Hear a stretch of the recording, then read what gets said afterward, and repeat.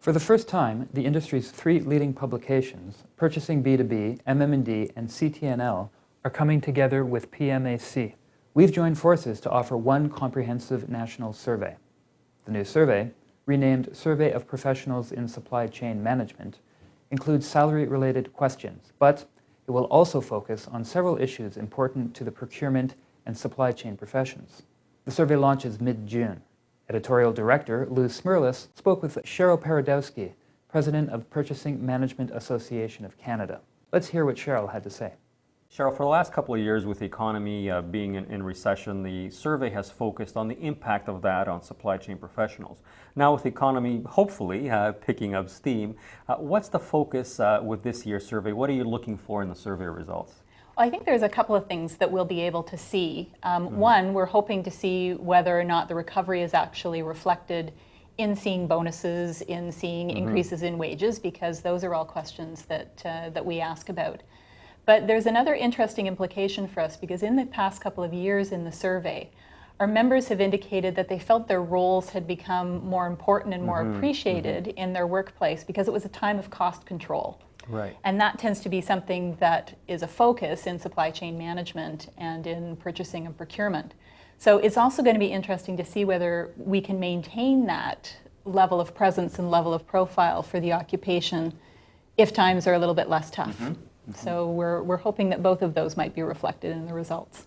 Now you have been involved with the survey for some time now. Why do you feel it's important for PMAC to be part of a supply chain salary survey? Well, I think there's a couple of areas, and I think this year we're actually graduating the name of the survey, and we won't be calling it a salary survey anymore, but rather a survey of professionals in supply chain management.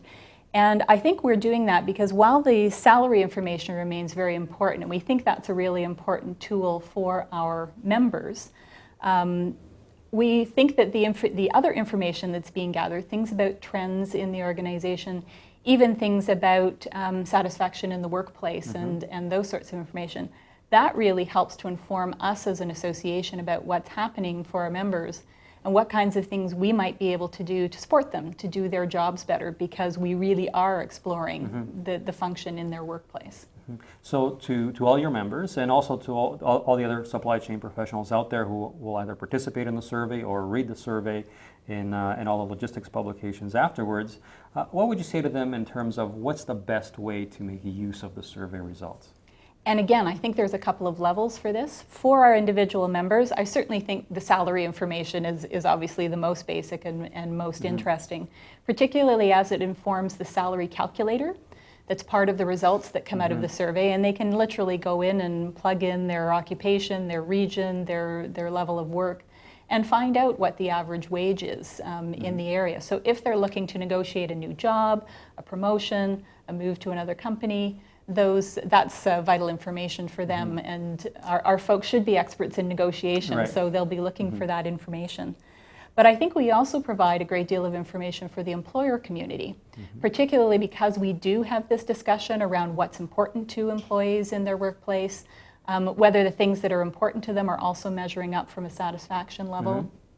And then I think the profession in general, because we try to have a focus each year on exploring trends, we have one very interesting question that asks the respondents to look at what's going to be the most important issues for them over the next 12 months, and what were the most important issues over the last 12 months. And that is going to help us to follow trends as well, and also see whether things are changing midstream at all, and what kind of drivers are doing that.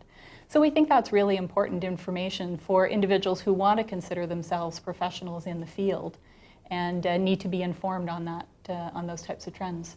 Well, I can't wait to pore over the results later this summer. Cheryl, thank you very much for coming in to see us. Thanks, Lou. Look for your email invitation to participate, and tune in next week as we discuss with Cheryl some of the important changes to the survey and trends to follow.